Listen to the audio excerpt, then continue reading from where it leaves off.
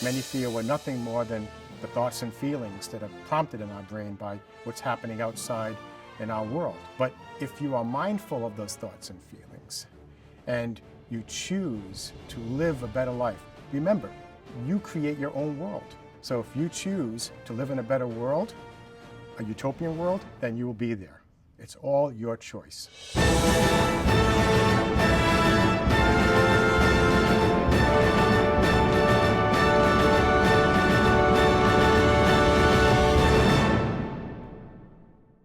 Well, let's talk about what happens to our brain when we fall in love.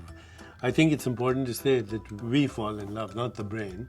The brain carries out the physical expression of that love, and from my understanding, I know that when you are feeling that feeling of love, you make oxytocin, which is supposed to be a bonding hormone, the love hormone. You make dopamine, which is an antidepressant, serotonin, which increases self-esteem, and then opiates, which give you that high feeling, the intoxication, if you will, yes, of love. So the intoxication of love has its own chemistry. What I've also found out recently is that all these chemicals are immunomodulators. They modulate the activity of the immune system because there are receptors to these.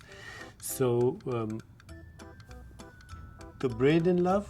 Well, I think we know that there are many neurochemical changes, very intense ones, when one is falling in love, especially if they're young and infatuated.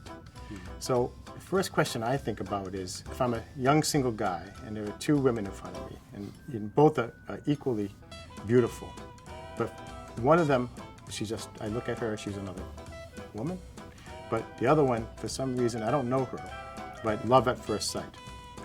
So who knows how many cues are coming from this beautiful woman versus that makes me say, I need to meet this person. And now, later, she's gone, and I keep thinking about her.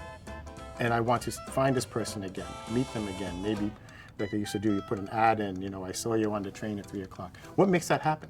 And what makes that happen are cues that involve the entire body.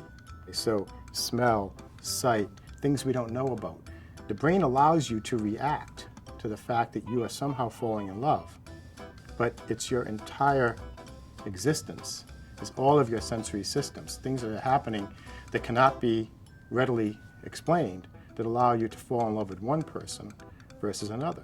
Some would say it's just pheromones, which you can smell subtly but don't know you're smelling. But it's probably more than that. And there's memory involved, perhaps, that goes back to previous experiences that influences the interaction right now, or the charge right now. Perhaps this woman reminds me of my mother, or somebody that I loved before, etc. So it's very complex, but the brain definitely changes when you're in love in a healthy way, right? Yes, as soon as your brain, for whatever reason you have now fallen in love, a memory of your mom's face or new cues, either way, your brain is simply allowing you to register that and express it, but that's not the same as saying that your brain has fallen in love. Your brain is allowing you to experience it. At that point, you must ask, are you now completely a servant to this new neurochemistry that's taking you over as you fall in love, or are you still in charge? You being the real you, not just your brain.